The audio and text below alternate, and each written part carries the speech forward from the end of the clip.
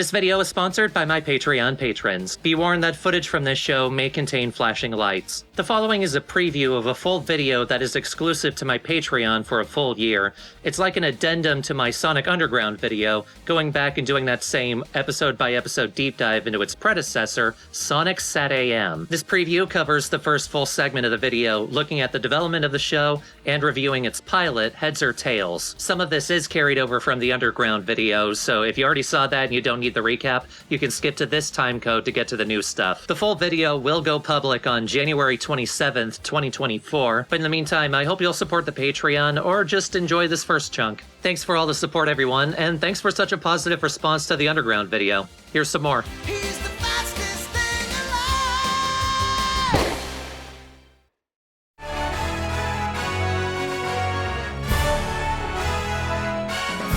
Sega of America approached DiC Entertainment in 1992 to create a cartoon based on Sonic, who had just released his hugely successful sequel and introduced his best cast member. Sonic the Hedgehog, or SatAM as we know it now, was originally planned to be a lighthearted and comedic Saturday morning show, but DiC wanted to produce more episodes for weekday syndication, and after some arguing with ABC, they settled and made the Looney Tunes-esque Adventures of Sonic the Hedgehog to take that weekday slot. SatAM instead became a darker, more story-driven show, and by its second season, DiC actually canceled Adventures so they could focus on it more.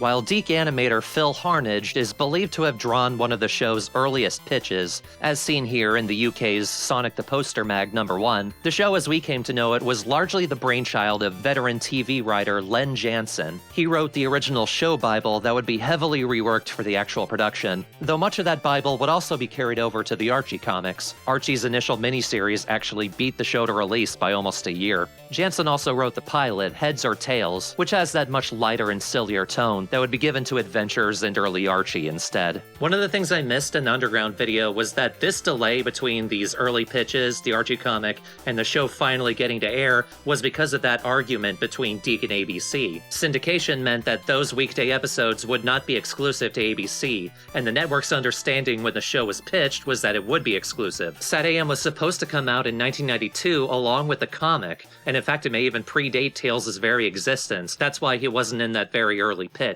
When it finally was made a whole year after they intended, it was aired way out of production order, and in fact the pilot only aired as a special for episode 11. For the purposes of this video, I'm going to review season 1 in airing order, though that won't actually make much of a difference. Each episode stands pretty independently. Season 2 we'll watch in production order, since they supposedly only swapped the first 2 episodes, but I couldn't find any hard evidence for that. But if we want to properly start at the beginning, then we need to start with that pilot, Heads or Tails.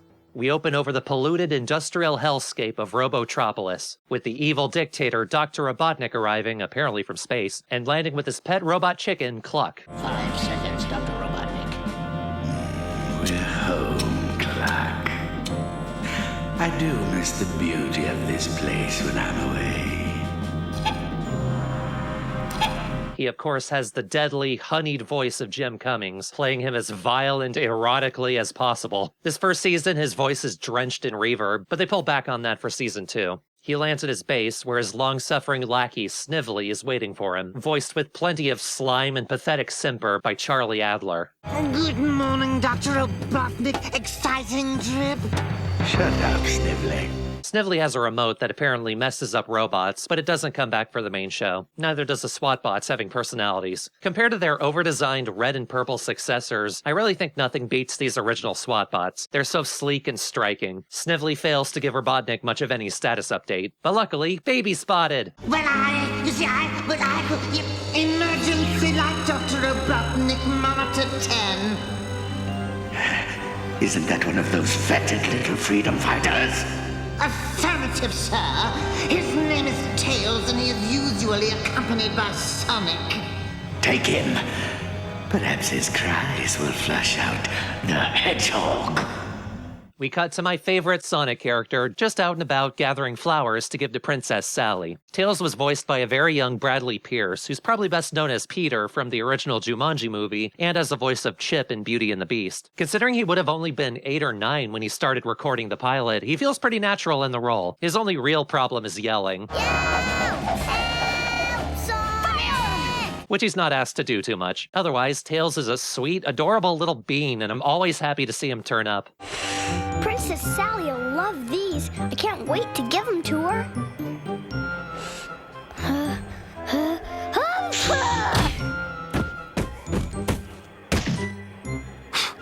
A buzz bomber starts chasing him, and we cut to Rotor the Walrus, the handyman of the Freedom Fighters, voiced originally by Mark Below. Nope, I'm here. Nope. Nope.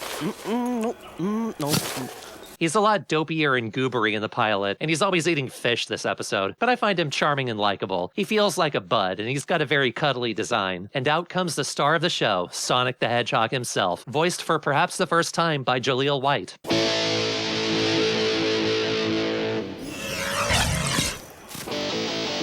Hey, Sam, don't you call me a fool, 'cause baby, you know that I'm way past cool. Way past cool! Way past cool, huh? How do you like the entrance? You know, the way I come flying in, hit the old Axl Rose pose right on the downbeat. Sally won't like it. It's too hard rock. It's gotta be softer. Softer? What do you mean, softer? Oh, I hate softer. Softer is for pillows, for ice creams. Music has gotta move. It's gotta be pedal to the metal. It's gotta... Ballad. Ballad? Schmalad? Nuh-uh. No way, man. Ballads make me want to hurl. Ugh. Chunkage contained. Yeah, first couple years voicing him, Jaleel just sounds like Steve Urkel. He didn't get a more distinctive timbre for the voice until Underground, but he brings all the requisite energy and confidence. You could tell he's enjoying himself. The rambling would also disappear after the pilot, thankfully. They hear Tails being chased by the Buzz Bomber, and Sonic rushes to the rescue. Robotnik watches in anticipation, and when Sonic appears, he orders the bomber to change targets. But Sonic easily turns the whole thing around, and the three tell Robotnik what's what. Little news bulletin, Robotnik. Read the old lips.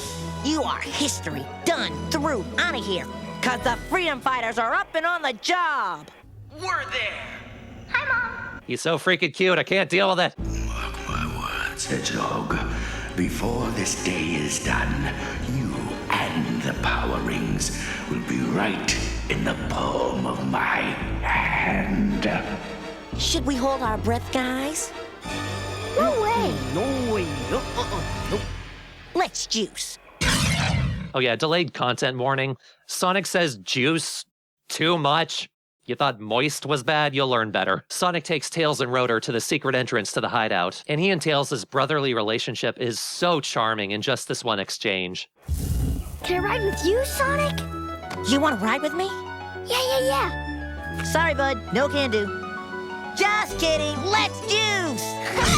They pop out at the end, and Rotor lands on them. We're then introduced to Knothole Village, the secret hiding spot of the Freedom Fighters, and then we meet the rest of our core cast, a ragtag group of oddballs and dorks. We have the half-roboticized Southern Belle badass Bunny Rabbit, voiced by the late Christine Cavanaugh, and the haughty yet cowardly French stereotype Antoine Depardieu, voiced by Rob Paulson. Very good, Bunny. Now, up we go with the new one here. Well, Antoine, I do declare, what would I ever do without all your help? It's nothing really. Do tell. They got married later in the Archie comics.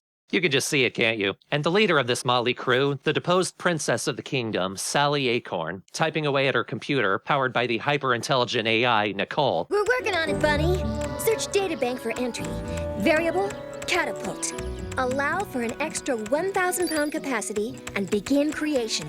Both of them are voiced by Kath Soucie and have designs that would change before the main show. Sally would become brown with chestnut hair and eventually gain a signature blue vest, and Nicole would become a pocket computer. Everyone's only briefly introduced here, but they'd all get chances to shine over the course of the season, and I found them all endearing from the get-go, except Antoine. Fun note, he was originally supposed to be British, and in the comics they would change his last name to Decoulette. He gets better in the comics.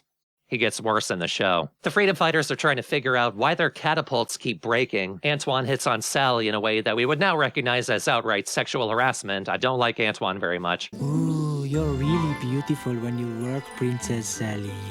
Antoine, don't call me princess. Out here, the only royalty is Mother Nature. To me, you'll always be royalty. Please step on him, Queen. They finally realize that the problem is the wooden Cotter pins. they've been using. Sonic arrives at that moment. That I detected a foul odor. And he and Sally have a cute little back and forth snark session. Uh-oh, Sal. What's wrong? I thought you were gonna help. Well, what about yesterday? What about it? Didn't I help yesterday? No. No. Is there an echo? Well, what about the day before yesterday? Sonic, are you gonna help us? I am. Thank you. I was built for speed and born for danger. Speed is my middle name and danger is my game. This is not a game, Sonic. Sally tasks Sonic with finding some metal, Cotter pins? so he grabs Rotor to go grab a power ring. Come on, Rotor. We gotta do the ring thing.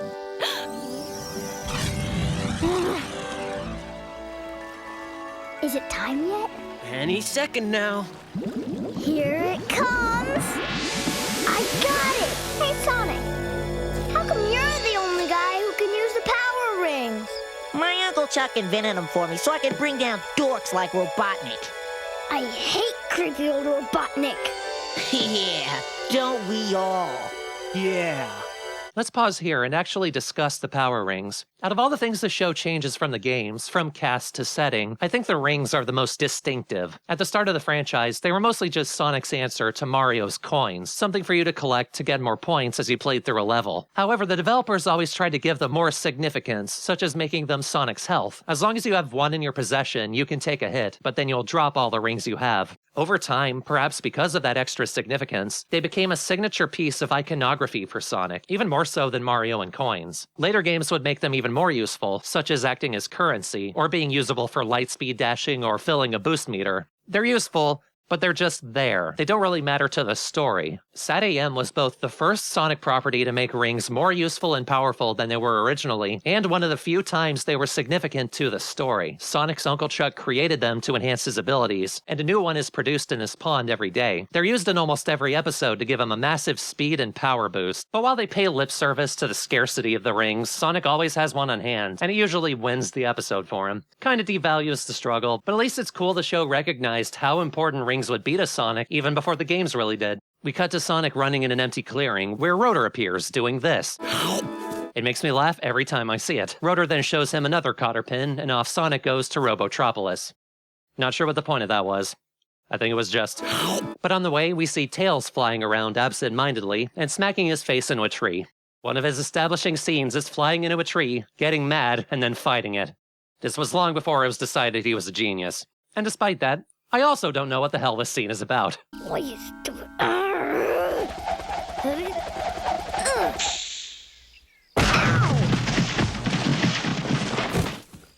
Stupid tree.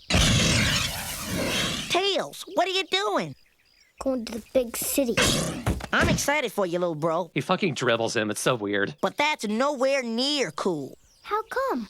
Because the big city is crawling with SWAT bots. They're all over the place, just waiting for you to come to town so they can roboticize you. They are? Sure they are. Okay, but it's a long way back to Knothole. So if a buzz bomber gets real mad and gobbles me up, I bet you're gonna feel just terrible. Okay, you can go. Okay, I'll let them roboticize you. But listen up. You stay in my backpack and guard the power ring, got it? Got it. Is it gonna be dark when we get to the big city? That's the plan. Hold on, we're gonna juice. Fade to commercial.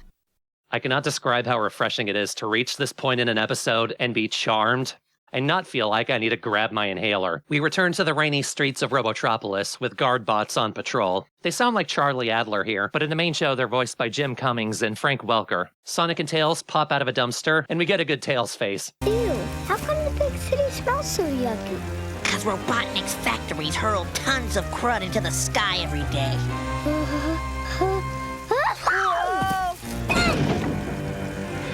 Gesundheit! They escape up a pipe to evade patrols and end up in a junkyard, where they find the Cotter pins. and then they see a line of roboticized citizens entering a factory. Who are those guys? They used to be people. Then Robotnik fed them through his robo-machine, and now they're robots working in his crud factories. Is Uncle Chuck there? Don't see him. Can I see Uncle Chuck's picture again? You miss Uncle Chuck? A ton. Mutsky, too. At that moment, Mutsky himself appears. Sonic doesn't think he'll hurt him, and Mutsky immediately attacks.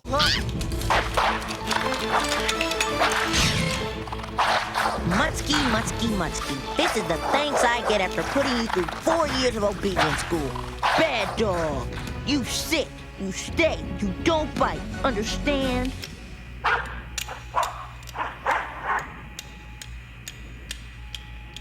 See, Tails? You gotta take control. Let the dog know who's in charge. This is an interesting scene to come back to after watching the whole series, because it feels weirdly convenient on the surface, and Mutsky himself never actually comes back. However, this does set up something important about roboticization, that the victim's mind is still in there somewhere. It just takes the right stimulus to bring it back, but that restoration is also temporary. Chuck is only mentioned here, but he does become very important in Season 2. It's also interesting if you're coming back after reading the early Archie comics or even the Troll Kids books. I had the first one when I was little, because they were based on the early development materials and show Bible for SatAM. Chuck and Mutsky are very important to Sonic's backstory in those, and to the fabric of this early Western take on Sonic, despite them being incredibly minor here in the pilot. Almost feels like they should have been around more in the rest of the series, or even just this episode. But Heads or Tails is doing the right thing of introducing the world in action, not by sitting the viewer down and reading off an emotionless checklist.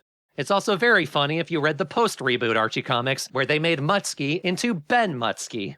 Not the weirdest thing that comic ever did, but it's up there. Sadly, Mutsky reverts and attacks by chewing and spitting metal. Too bad that doesn't come back either. Okay, that's it. I can take a hint, Mutsky. But hang in, because someday we'll be together again. Sonic and Tails escape up a building where a squad of bots are waiting for them. Sonic doesn't care, and he knocks them all down.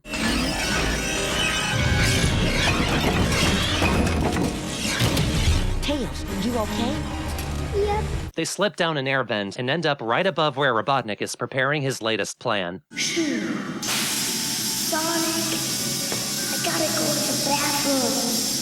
Real fast. Tails, honey. Inside these tanks is a new chemical I created that my buzz bombers, under Snivel's direction, will use to spray over the great forest and instantly kill all trees, revealing the freedom fighters' secret hiding place, Knothole Village, thus allowing my SWAT bots to capture Princess Sally. And if that horrid hedgehog should show up, I have a little surprise. The hedgehog-seeking missile. In case we needed more evidence, the show started silly. And then Tails blows their cover. Not by going to the bathroom. Well,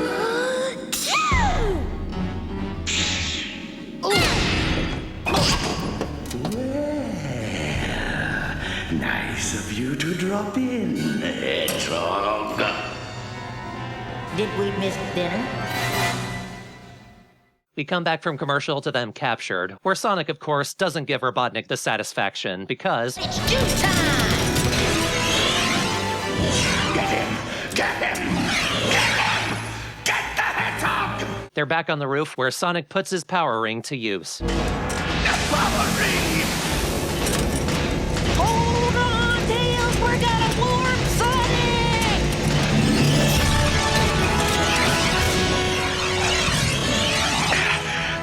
You were fortunate this time, Hedgehog. But the night is young. Is this way past cool or what? Way past! Can you tell Adventures of Sonic the Hedgehog had roots in this? We cut back to Knothole at night, where Sally is keeping Bunny awake, worrying about Sonic. The fact that Bunny sleeps with her ears and hair rollers is the weirdest thing. Sonic returns to the village and warns them of Robotnik's plan to destroy the forest. We cut to the morning, where Robotnik's buzz bombers fly in, and the village is ready and waiting with the catapults. Tails! See anything? Sure. Millions of things. Rocks, mountains, trees.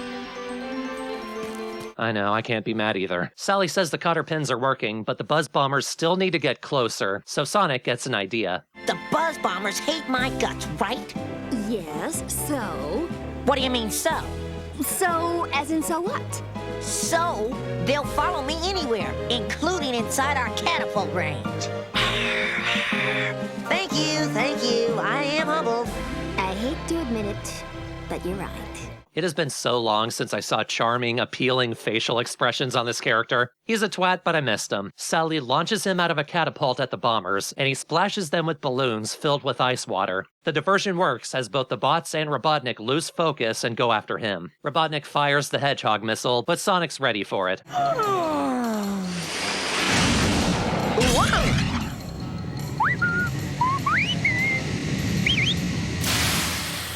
Looking for me? Yo, back here, Needle Nose!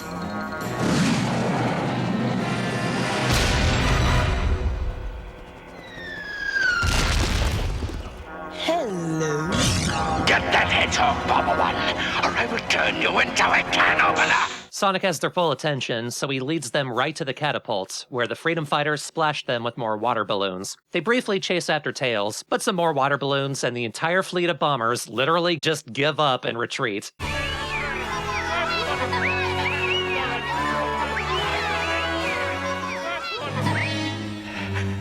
Come here. All right.